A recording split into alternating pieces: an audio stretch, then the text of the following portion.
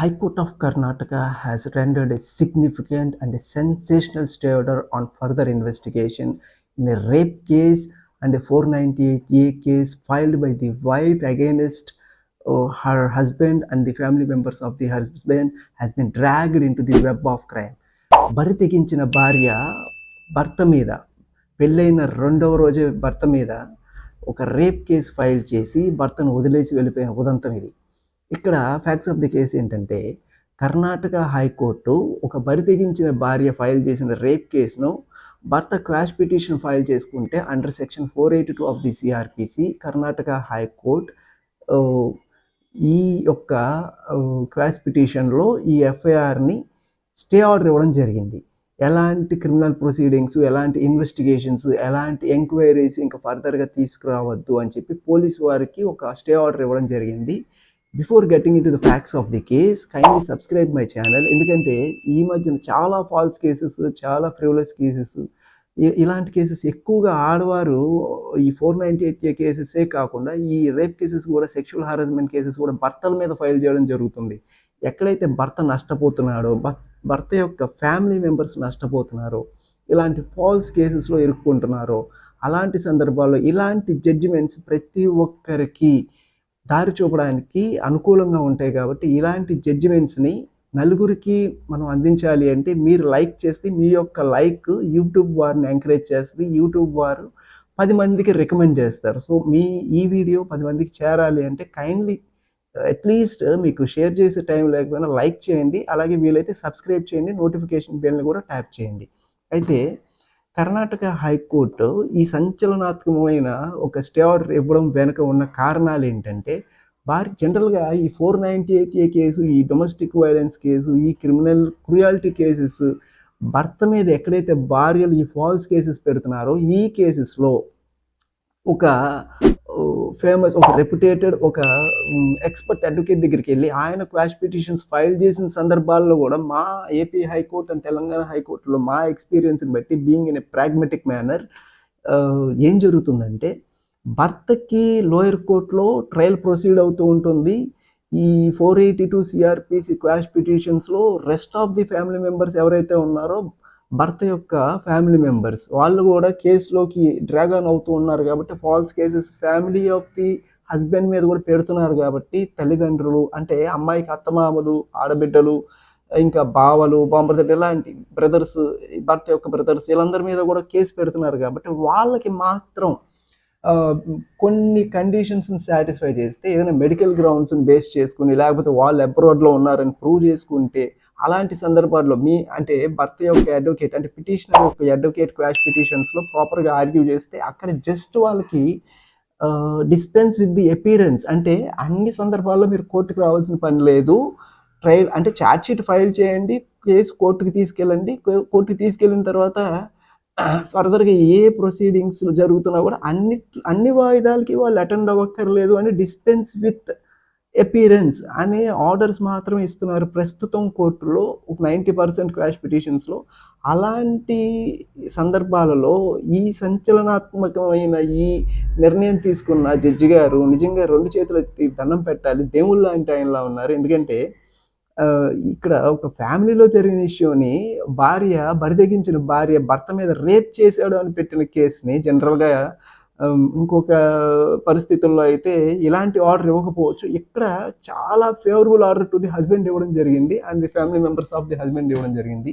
చాలా favourable order అని ఎందుకంటున్నాను అంటే, జనరల్గా ఒక quash petition under 482 CrPC file చేసినప్పుడు 2 విధాలుగా ఉంటుంది. అయితే దాంట్లో స్టే ఆర్డర్ ఇవ్వడం జరుగుతుంది, లేకపోతే dispense with the appearance of the rest of the family members ఇవ్వడం జరుగుతుంది. అంటే మిగతా ఫ్యామిలీ మెంబర్స్ కోర్టు అటెండ్ అవ్వకుండా ఉండడం. డిస్పెన్స్ విత్ అంటే స్టే అంటే కంప్లీట్గా ఈ హైకోర్టులో ఈ క్వాష్ పిటిషన్ డిస్పోజ్ ఆఫ్ అయ్యే వరకు, దీని మీద ఒక నిర్ణయం తీసుకునే వరకు ఈ లోయర్ కోర్టులో కానీ పోలీస్ వారు కానీ దాని మీద ఎలాంటి కదలికలు, ఎలాంటి ప్రోగ్రెస్ ఉండకూడదు, ముందుకు తీసుకెళ్ళకూడదు. ఇంక ఇన్వెస్టిగేషన్ కానీ, ఎంక్వైరీ కానీ, ట్రయల్ ప్రొసీజర్ లోయర్ కోర్టులో వాయిదాలు కానీ ఏమి జరగకుండా ఉండేది స్టే ఆర్డర్ అంటారు.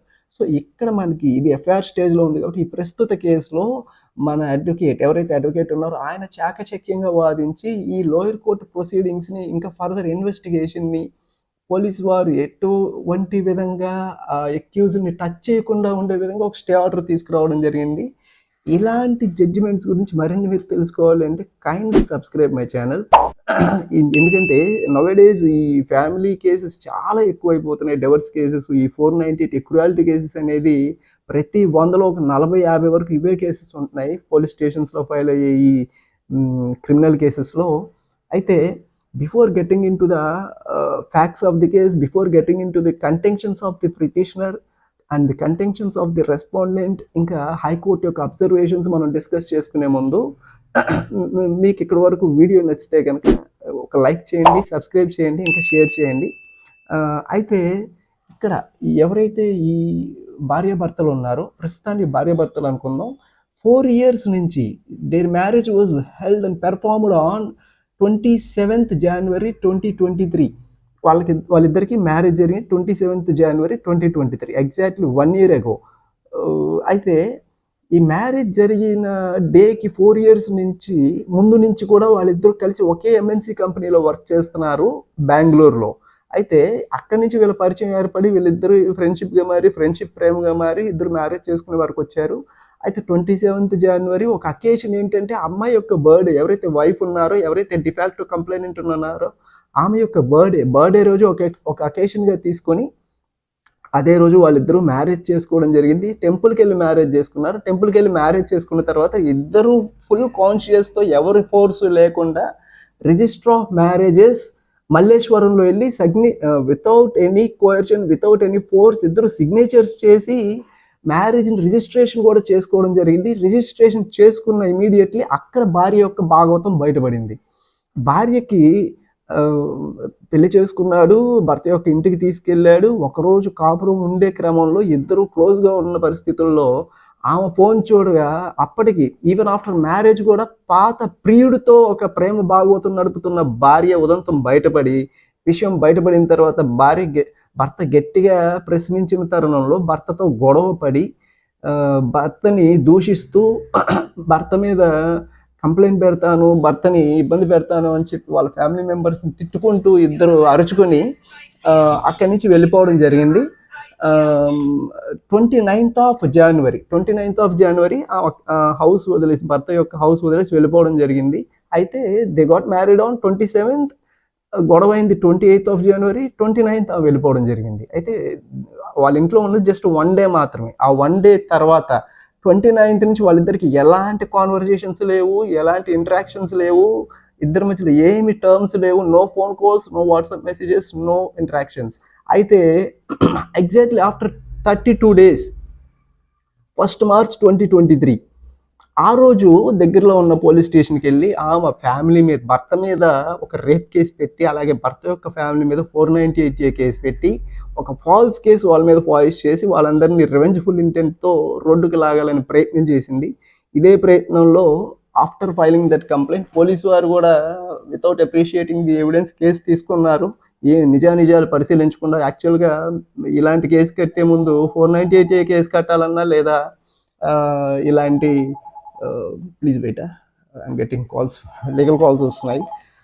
ఇలాంటి కేసెస్ కట్టే ముందు ప్రైమా ఫేసి ఉందా లేదా, what are the facts of the cases ఏంటి అనేది పరిశీలించి కట్టాలి. But without getting in to the facts of the without getting in to the evidences, without appreciating the evidences police వారు కూడా కేసు కట్టడం జరిగింది. తర్వాత later they have filed the quash petition in the Karnataka high court under 482 CRPC కింద కట్టిన తర్వాత after appreciating both sides of the evidences, అమ్మాయి తరపున కంటెన్షన్స్ ఏంటి అని పరిశీలించిన కోర్టు వారు అమ్మాయి పెట్టిన కంప్లైంట్లో చూస్తే చాలా విచిత్రంగా, విడ్డూరంగా ఉంది. ఏంటంటే ఆమె రాసిన కంప్లైంట్ ఏంటంటే, on the day of the marriage on 27th January 2023 ఆమె బర్త్డే రోజు అసలు ఆమెకి ఏం జరిగిందో తెలియదంట. ఆమెకి ఏం జరిగిందో తెలియకుండానే వచ్చి అతనితో కలిసి టెంపుల్లో మ్యారేజ్ చేసుకుందంట.